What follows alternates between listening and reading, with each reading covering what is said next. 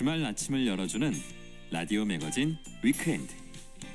오태훈 아나운서가 함께합니다.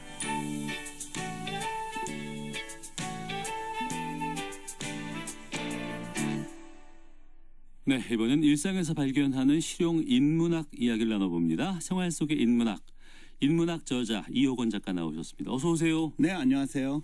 오늘은 무슨 얘기예요? 예, 오늘은 진리라는 주제 들고 왔습니다. 네. 예, 진리란 한자 뜻 그대로 참된 이치를 의미하죠. 네. 그러니까 어떠한 명제가 사실에 정확하게 들어맞는 상태를 말합니다. 음. 따라서 진리는 시간이나 장소, 사람에 따라 달리 해석되지 않습니다. 그때 달라요가 안 돼요. 그렇죠, 안 네. 되죠. 가령 물은 위에서 아래로 흐른다라는 명제는 누구나 맞다고 인정할 만한 진리에 해당되죠. 이 명제는 한국에서는 맞는데 미국에서는 틀리거나 과거에는 맞았는데 지금은 틀리는 경우가 없죠. 진리는. 예, 네. 그러니까 누구나 승인할 수 있는 보편적인 법칙에 해당합니다.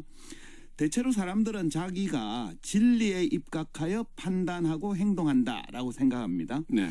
하지만 현실에서는 진리와 진리라고 믿는 것을 혼동하는 경우가 적지 않은데요.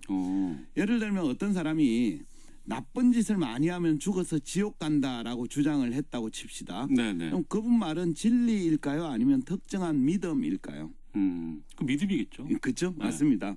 우리는 무언가를 굳게 믿는 사람을 보면 그에게는 뭔가 믿을 만한 구석이 있지 않을까라고 생각을 하는 경우가 있습니다. 하지만 굳은 믿음, 즉 신념은 진리와는 무관한 경우가 많은데요. 네. 독일 철학자 니체가 너무나 인간적인이라는 책에서 신념을 다음과 같이 정의했습니다. 한번 들어보십시오. 신념이란 인식의 어느 한 지점에서 절대적인 진리를 소유하고 있다는 믿음이다. 그러니까 어떤 사실이 진리로 판명되었기 때문에 믿는 게 아니라 네네. 자기가 절대적인 진리를 가졌다고 믿기 때문에 신념을 갖게 된다는 뜻이죠. 예. 때문에 신념이 강한 사람의 주장이라고 해서 그게 곧 진리라고 믿을 이유는 없습니다. 예. 실상은 오히려 그와 반대라고 보는 편이 더 타당한데요.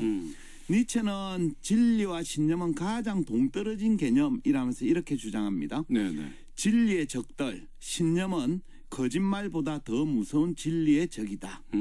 그러니까 무엇인가에 대한 신념이 강할수록 진리와는 거리가 멀어진다고 봐도 크게 틀리지 않습니다. 네네. 신념에 눈이 멀면 자칫 진리를 외면할 수도 있거든요. 그러니까 맹목적인 신념에 빠진 사람들 경계하고 조심하라고 하잖아요. 네, 맞습니다.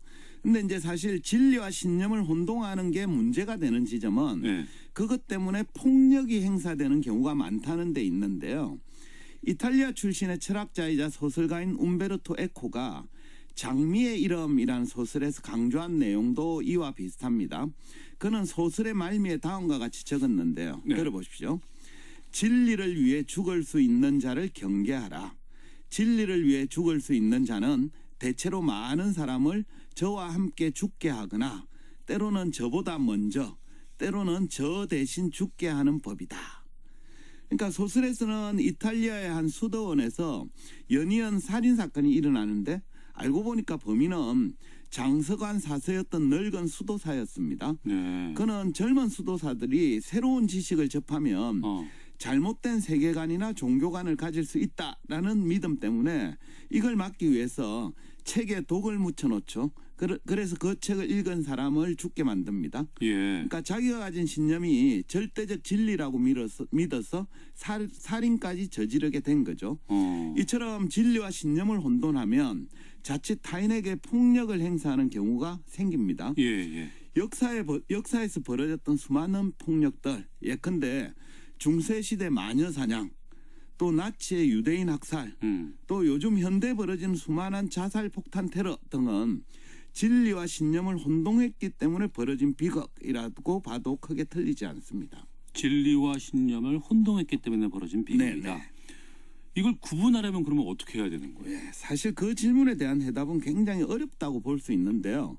하지만 달리 생각해 보면 어쩌면 매우 쉽겠다라는 생각도 듭니다. 그래요? 예, 우선 절대적인 진리 같은 건 존재하지 않는다라는 사실을 받아들이면 됩니다. 네네. 앞서 소개한 장미의 이름이란 소설에서 움베르토 에코도 윌리엄 수도사의 입을 통해서 진리에 대한 생각을 다음과 같이 전합니다. 음. 진리에 대한 지나친 집착에서 우리를 해방시키는 일, 이것이야말로 우리가 쫓아야 할 궁극적인 진리가 아니겠느냐. 그러니까 절대적인 진리 같은 건 애당초 없기 때문에 그것에 너무 집착하지 말라라는 뜻입니다. 네. 철학자 니체도 비슷한 말을 했습니다. 절대적인 진리는 존재하지 않는다. 진리에 대한 해석만 존재할 뿐이다. 프랑스 철학자 미셀 푸코도 비슷한 입장인데요. 그는 이렇게 얘기합니다. 진리란 시간과 공간을 초월한 절대적인 것이 아니라 특정한 시기, 특정한 장소에서 역사적, 문화적으로 만들어진 하나의 형식에 불과하다.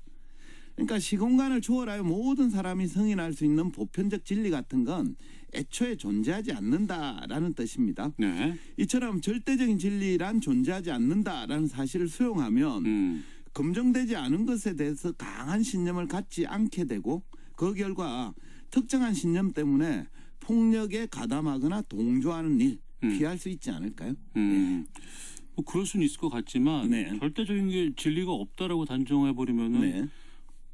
뭐 학문이 되든가 네. 아니면 과학이 되든가 예. 이런 쪽은 좀 어떻게 되는 건가요? 그렇죠. 아주 좋은 질문입니다.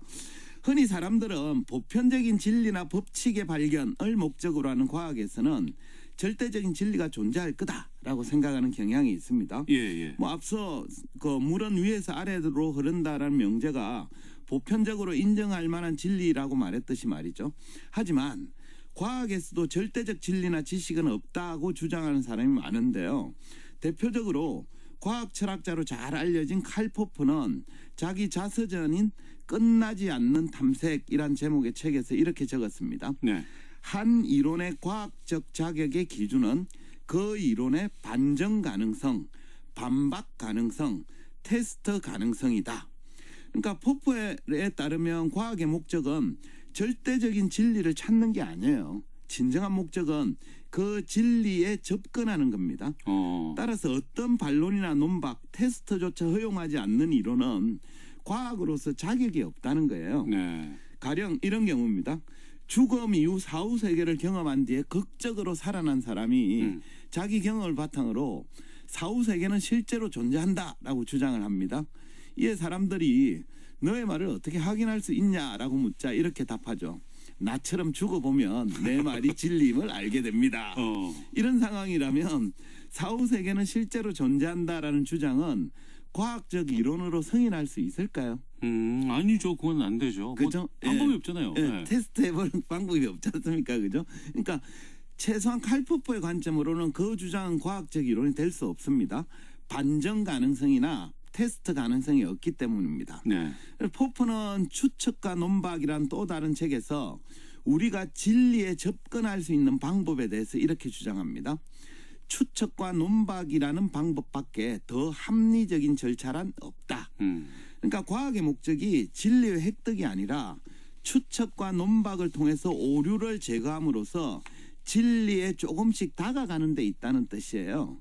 결국 포프의 관점에서도 절대적이고 불변하는 진리는 존재하지 않는 거죠.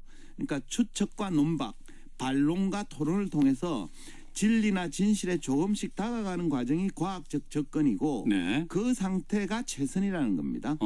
따라서 추측과 논박, 테스트나 증명 과정을 생략한 채 절대적 진리만을 주장하는 사람은 경계할 필요가 있겠습니다.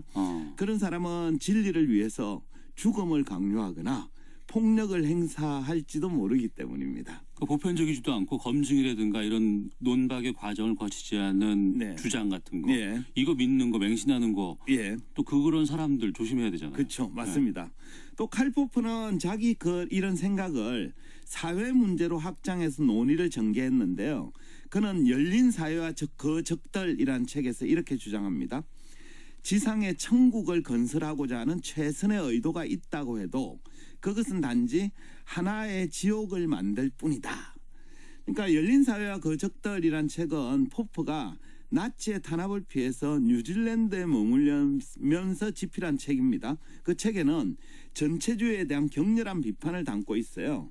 그래서 그는 책에서 일체의 비판과 토론을 허용하지 않는 사회를 닫힌 사회라고 규정하면서 그런 사회, 예컨대 파시즘이나 공산주의는 지상에서 천국을 약속했지만 결국은 지옥을 만들 뿐이라고 말합니다. 그러니까 우리가 진정으로 인간으로 남기 위해서는 열린 사회로 나아가야 되는데 이 닫힌 사회와 대비되는 열린 사회는 자유로운 비판과 합리적인 토론이 가능한 사회를 말해요. 네. 결국 과학 분야뿐만 아니라 사회분 문제에서도 추측과 논박, 비판과 토론이 자유로운 상태라야 맹목적 신념이나 독단에 빠지지 않고 그나마 참된 진리에 조금씩 다가갈 수 있습니다. 자유로운 비판과 합리적인 토론이 있어야 된다. 네네. 혹시 지금보다 더 나은 사회를 만들기 위해서 뭐 이 포포가 조언해준 말 같은 게 그렇죠. 있어요? 네, 저 이거 공유하고 싶은데요. 다행히도 그런 조언이 있습니다. 예. 포포는 책에서 자신이 생각하는 사회 계획을 위해서 공식과 처방이라면서 제시를 했는데 그는 이렇게 얘기합니다. 한번 들어보십시오. 추상적인 선의 실현보다는 오히려 구체적인 악을 제거하는 데 주력하라. 정치적인 수단으로 행복을 만들려 하지 말라. 차라리 구체적인 여러 비참한 상태의 제거를 목표로 하라. 저는 대체로 칼 포포의 주장에 동의하는데요. 예. 절대적인 진리가 없듯이 절대적인 선도 없습니다. 따라서 바람직한 사회를 만들기 위해서는 뭐 천년왕국이니 지상낙원이니 만인의 행복과 같은 추상적인 선을 실현하기보다는 현실에 존재하는 구체적인 악이나 여러 비참한 상태를 제거하는 데 좀 더 주력하는 편이 낫지 않을까 싶습니다. 예컨대 끼니도 잊지 못하는 극빈층 아이나 독거 노인의 의식주 문제를 해결하거나 나날이 황폐해지고 있는 환경 파괴를 멈추거나 정치적 종교적 이유로 행해지는 전쟁과 폭력을 중단하는 일, 이런 것들에 주력하는 것이 보다 올바른 사회 개혁이 아닐까라는 생각입니다. 네. 해서 정리하면 이렇습니다. 우리는 진리와 신념 혼돈해서는 안 됩니다. 안 됩니다. 또한 절대적인 진리란 존재하지 않거든요. 없고요. 그래서 네. 추측과 논박, 비판과 토론을 통해서 진리를 향해 조금씩 다가가는 과정만 있을 뿐이고 이런 사회가 우리가 진정으로 인간으로 남을 수 있는 열린 사회다라는 점을 좀 기억했으면 하겠습니다. 알겠습니다. 생활 속의 인문학 이호건 작가와 함께했습니다. 고맙습니다. 네, 감사합니다.